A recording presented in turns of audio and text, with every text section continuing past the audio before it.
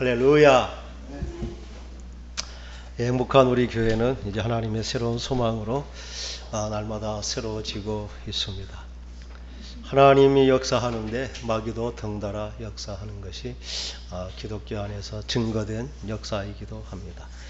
이럴 때일수록 우리가 더 힘써 기도하면서 하나님의 예비하신 복을 누리는 저와 여러분 되기를 간절히 소원합니다. 서로 인사하겠습니다. 잘 오셨습니다. 은혜 받읍시다. 아멘이십니까? 예.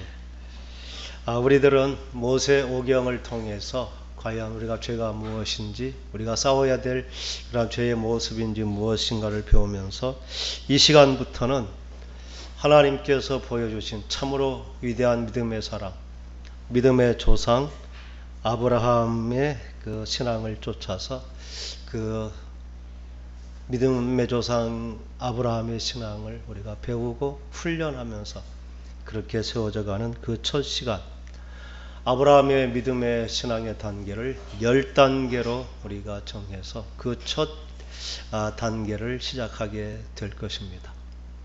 이렇게 10가지로 구분한 것은 특별히 구별이 되어 있지는 않지만 하나님의 말씀을 쫓아 자연스럽게 그렇게 구분되어 있고, 그것을 우리가 분명히 깨달아 갈수록 우리도 그렇게 믿음의 사람으로 세워지게 될 것입니다.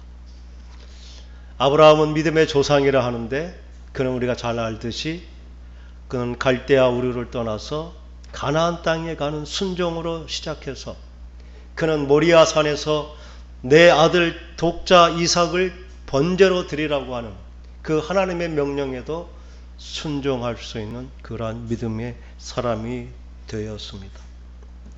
그래서 성경은 그를 하나님이 세우신 지도자, 여호와의 종, 하나님의 벗, 또 모든 사람의 조상이라고 이렇게 성경은 기록하고 있습니다. 아브라함의 신앙은 참 매우 중요합니다. 아브라함은 모든 믿는 사람들이 그렇게 알고 갈 수 있도록 신앙의 로드맵을 이렇게 보여주신 것입니다.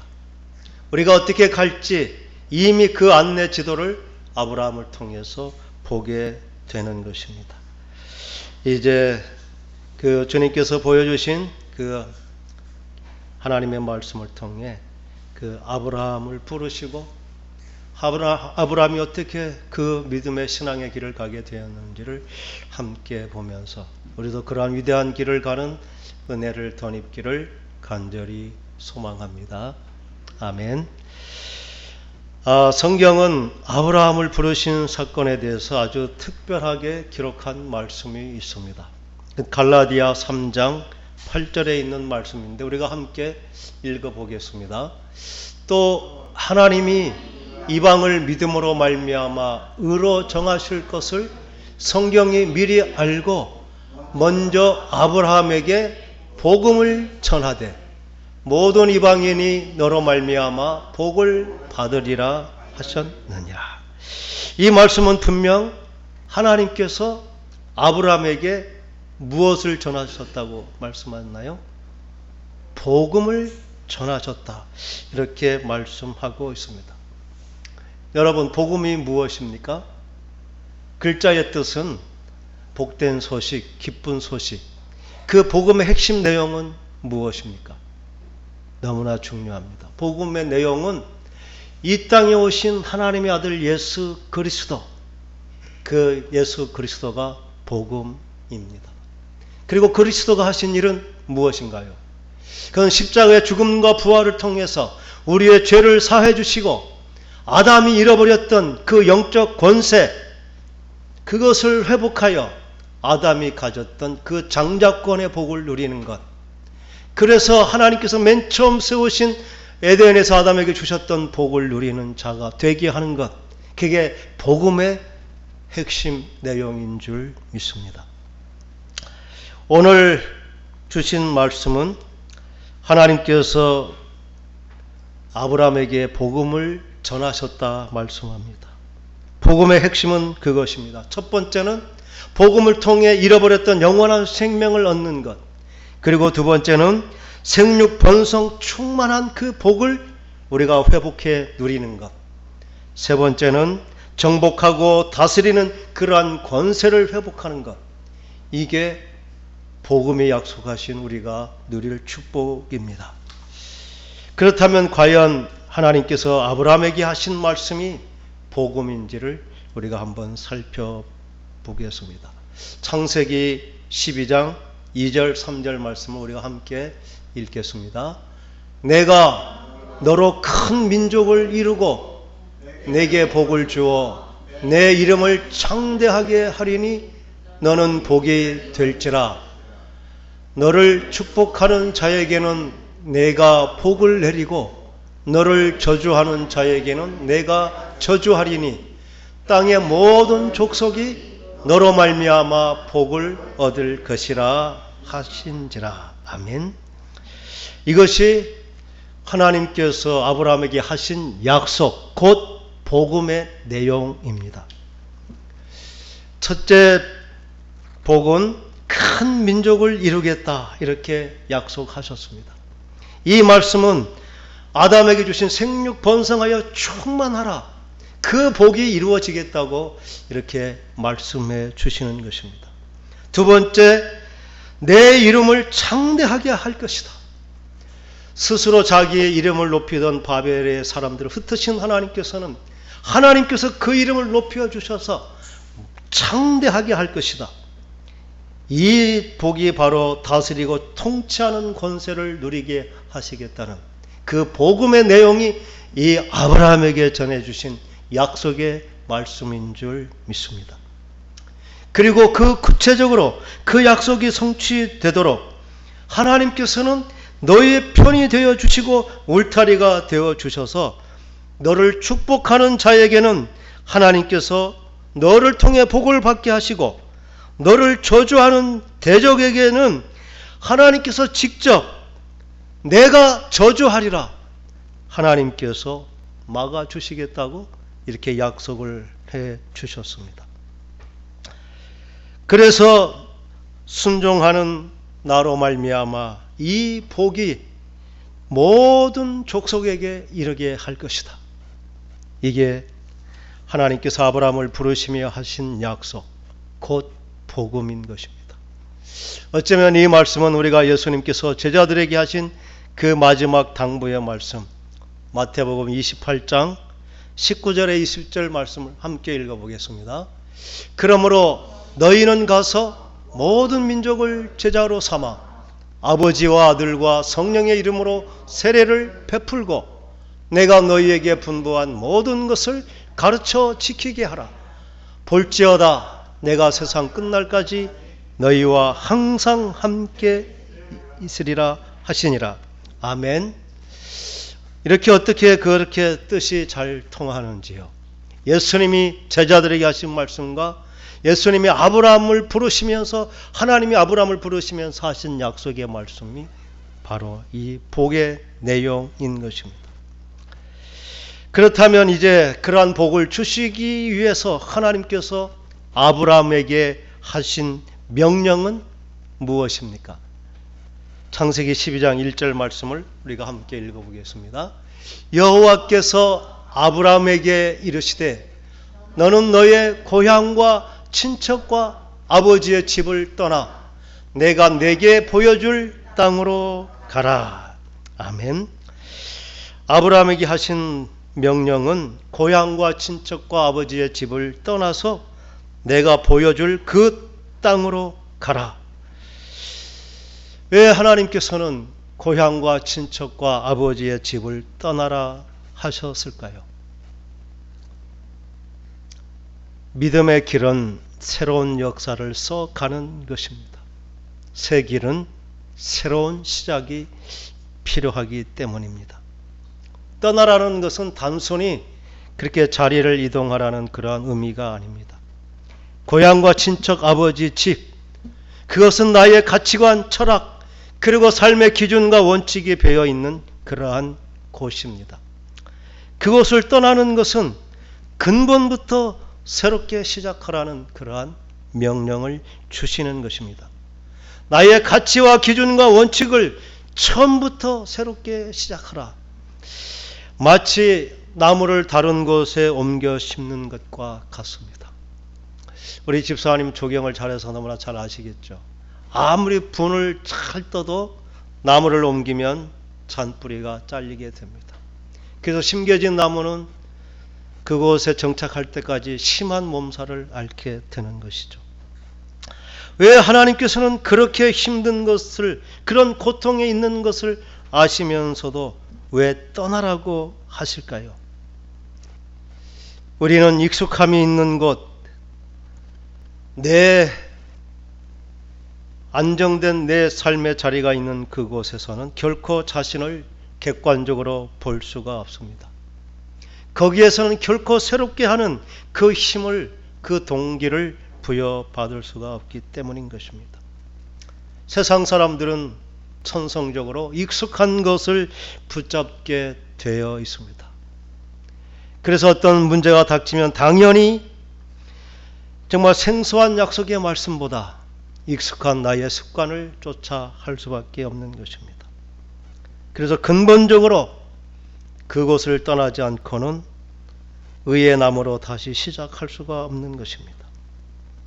의의 나무는 오염된 땅에서 내 그 기득권이 있는 그 자리에서 떠나 이제 생명의 땅에 심겨져야 하는 것입니다.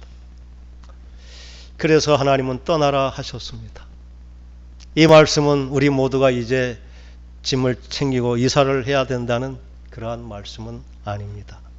내 마음이 그렇게 새롭게 각오하고 결단해야 되는 것, 그렇게 해서 떠나야 되는 것이 우리의 믿음의 여정임을 분명히 말씀해 주십니다.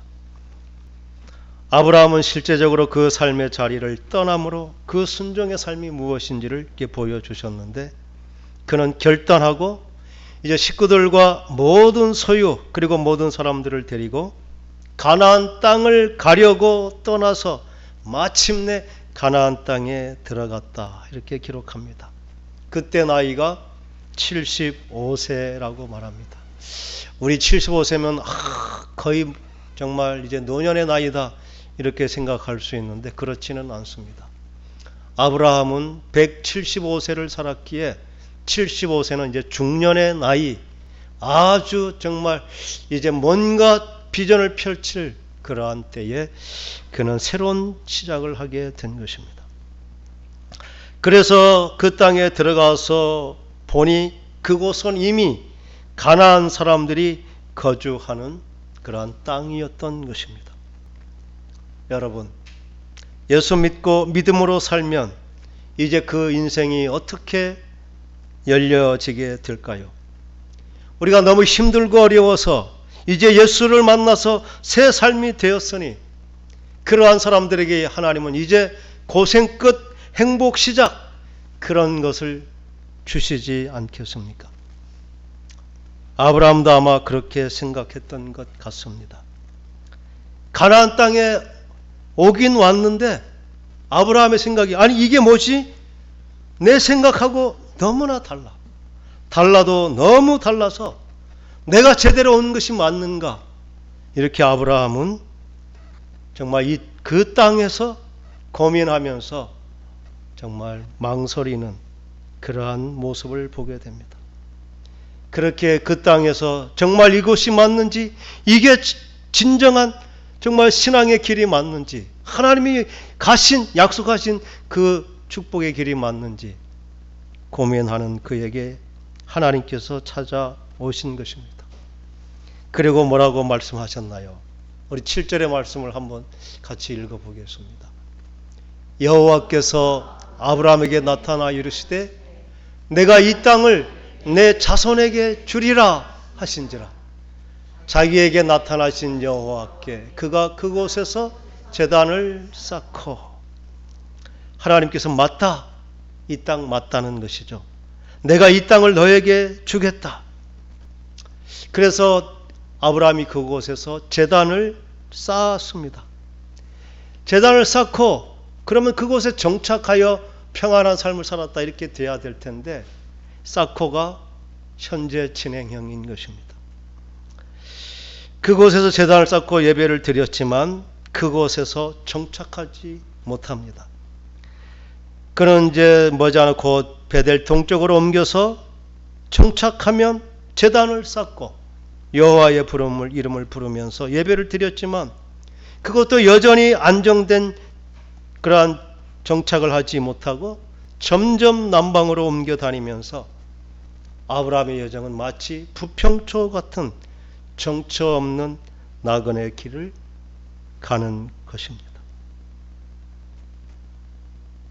왜 약속의 땅에 갔는데 그곳에서 정착하지 못하고 안정된 삶이 살지 못했을까요? 아브라함의 이런 약속의 땅은 그게 믿음의 청정 지역이 아닙니다. 함의 후손, 하나님의 저주를 받은 죄악이 가득한 땅. 하나님의 계획은 지금 가나안 족속이 점령하고 있지만 이 땅은 하나님의 것임을 아브라함을 통해 선포하게 하는 것입니다. 그래서 우리를 부르심은 가장 죄악이 가득한 그 땅에 우리를 보내시고 그곳을 하나님의 나라가 되게 하는 그 사명을 우리에게 주시는 것입니다. 그러므로 우리의 삶의 자리는 죄악의 무풍지대가 아니라 온통 적군이 포위되어 있는 전쟁터와 같은 곳. 그러므로 잠시도 진장을 풀 수 없고 기도하지 않고 하나님을 의지하지 않고는 살 수 없는 곳.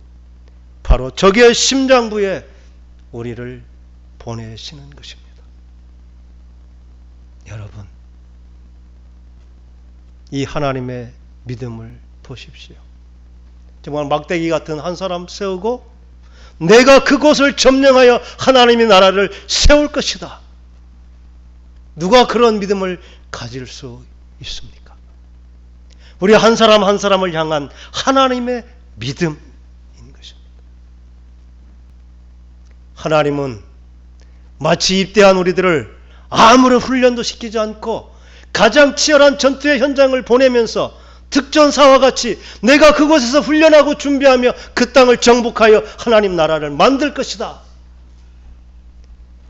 이게 하나님이 우리를 부르시는 부르심의 자리인 줄 믿습니다. 그래서 우리는 머무는 곳마다 제단을 쌓고 예배하며 기도하는 것입니다. 이곳이 하나님의 통치가 임하는 하나님의 땅, 축복의 땅에 되게 해 주십시오. 그러다 쫓아내면 미련 없이 떠나고 또 정착할 곳을 찾으면 여전히 그곳에서 하나님을 예배하며 선포하는 것입니다. 우리는 방황하는 인생 같지만 그 아브라함의 여정을 인도하시는 분은 하나님이신 줄 믿습니다. 놀랍게도 아브라함이 머문 흔적이 있는 그 땅은 역사적으로 분명한 사건이 있는 특별한 장소가 되게 하신 것입니다. 우리의 믿음의 여정은 결코 우연이나 실패가 없는 것입니다. 내가 잠시 머물렀던 그 삶의 자리, 그것은 하나님의 계획과 섭리가 있는 곳입니다. 그곳에서 내가 눈물로 기도로 뿌린 씨앗은 반드시 하나님께서 열매를 맺게 하실 것입니다. 그러므로 오늘 우리는 순종함으로 나의 삶의 자리에서 하나님을 예비하며 기도로 믿음의 씨를 심어야 하는 것입니다. 아브라함이 그래서 가는 곳마다 제단을 쌓고 하나님을 예배했던 것은 하나님, 이곳이 내게 주신 땅이 오니 이곳에 하나님의 통치가 임하게 해 주십시오.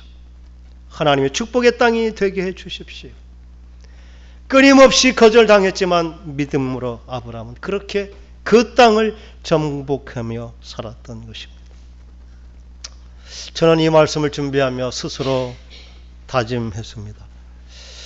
지금까지 그렇게 잘 못했는데 저는 매일 1시간 성전에서 찬양을 하려고 생각합니다. 또 가정에서도 30분을 이상을 찬양하려고 합니다. 한 번에 할 수도 있고 아침 저녁으로 나눠서 할 수도 있지만 이렇게 시작해서 내가의 삶의 자리, 내가 거쳐간 그곳이 하나님께 예배하는 곳, 하나님께서 기억하시고 복 내리시는 곳이 되게 하는 것, 그게 바로 예배하는 삶이고 순종하는 믿음의 삶인 것입니다. 제단을 쌓다는 것은 이제 찬송으로 하나님께 예물을 드리는 것이고, 여호와의 이름을 부렀다는 것은 형식적인 예배의 형식을 갖춰서 드렸다는 것입니다. 상황이 허락되지 않으면 찬송하고, 상황이 허락된다면 예배를 드리는 것, 그렇게 살아가는 것이 아브라함의 그 가나안의 믿음의 순종의 삶이었던 것입니다. 우리가 본받아야 될 믿음, 바로 이러한 것입니다. 여러분, 이것이 순종의 길이라면 여러분은 가시겠습니까? 아니, 갈 수 있겠습니까? 나는 갈 수 없을 것 같다는 절망을 느꼈습니다. 그런 배짱도, 그러한 담대함도, 그러한 믿음도 없기 때문입니다. 그런데 그렇게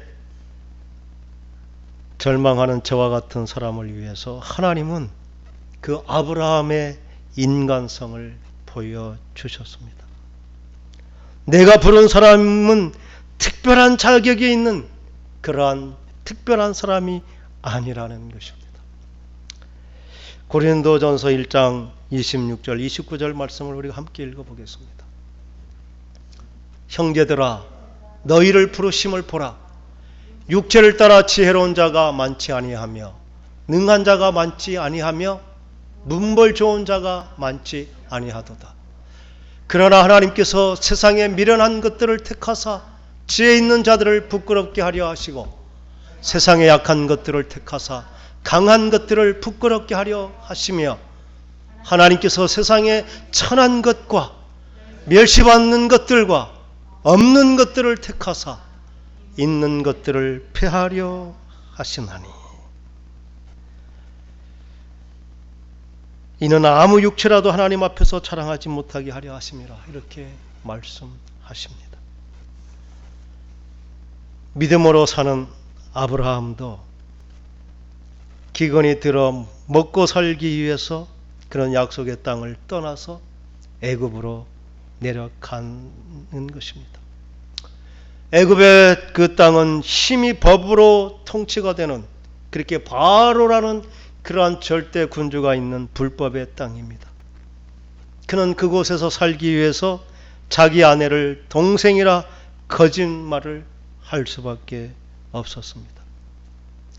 아브라함 눈앞에서 아내를 빼앗기고 그 대가로 양과 소와 노비, 암소나기, 낙타를 두고 가는, 그때도 아무 저항하지 못하고 지켜만 봐야 되는 그러한 비겁한 사람인 것입니다.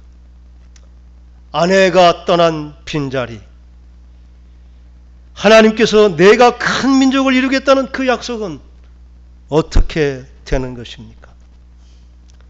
내 인생은 무엇인가? 내가 살겠다고 내 아내를 저렇게 사지에 보냈는데,